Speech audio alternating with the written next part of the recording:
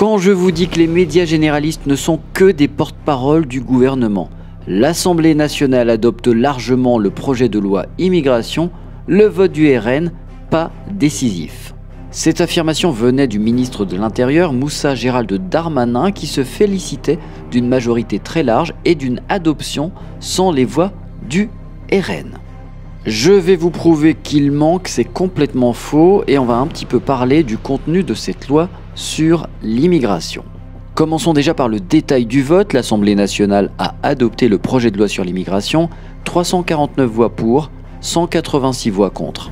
Les brèches continuent de s'ouvrir pour la majorité, Renaissance 131 pour, 20 contre, 17 abstentions, Démocrates 30 pour, 5 contre, 15 abstentions, Horizon d'Édouard Philippe 28 pour, 2 contre. Je vous laisse mettre pause si vous voulez regarder tout le détail. Rassemblement national 88 pour, la France insoumise 75 contre, les Républicains 62 pour, Socialistes 31 contre, Écologistes 23 contre, etc. Que contient ce projet de loi immigration adopté au Parlement? Concernant les prestations sociales, un délai de 5 ans est ainsi prévu pour ceux qui ne travaillent pas, mais de 30 mois pour les autres. Pour l'APL, si vous travaillez, il faudra attendre 3 mois. Si vous ne travaillez pas, il faudra attendre 5 ans.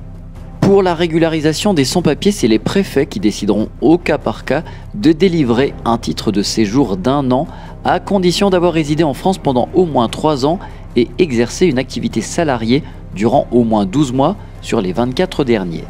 Il y aura des quotas migratoires. Conformément à la volonté des sénateurs de droite, il y aura désormais un débat parlementaire chaque année sur l'immigration avec des objectifs chiffrés.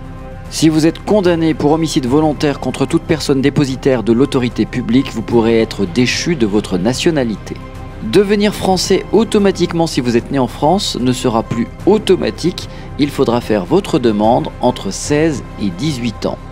Le délit de séjour irrégulier est rétabli.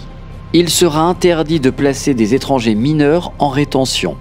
Il va y avoir un durcissement des conditions du regroupement familial. Si vous voulez venir étudier en France, il faudra déposer une caution. Pour le moment, l'aide médicale d'État n'est pas supprimée. Il y aura une réforme du dispositif début 2024. La presse étrangère souligne que la loi immigration est passée au Parlement, mais qu'elle a fragilisé la Macronie. Pour le journal Frankfurter Allgemeine Zeitung, il s'agit même de l'une des lois sur l'immigration les plus strictes de l'Union européenne. Pour la Libre Belgique, le projet de loi immigration fracture la Macronie.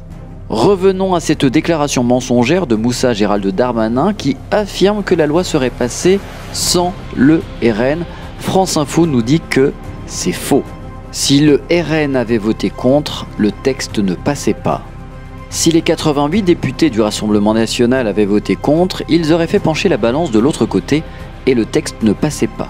Il y aurait en effet eu 274 votes contre d'un côté et 261 pour de l'autre.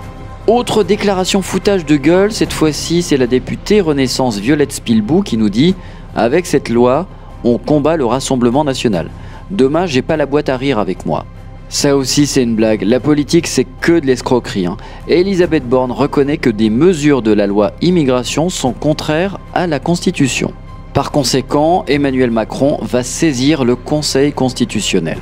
Il y a de l'eau dans le gaz en Macronie, loi immigration, le ministre de la Santé Aurélien Rousseau présente sa démission pour s'opposer au texte droitisé.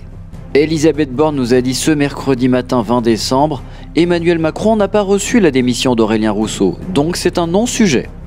Mais comme le gouvernement Macron adore se contredire, quelques heures plus tard, Olivier Véran confirme la démission du ministre de la Santé Aurélien Rousseau. Et enfin, pour finir, petit rappel à destination de nos amis Castor, adeptes du Front républicain, anti-extrême droite, anti-RN. Voici ce qu'écrivait Emmanuel Macron le 24 avril 2022. À celles et ceux qui ont voté pour moi, non pour soutenir mes idées, mais pour faire barrage à celles de l'extrême droite, votre vote m'oblige. Ce soir, je ne suis plus le candidat d'un camp, mais le président de toutes et tous.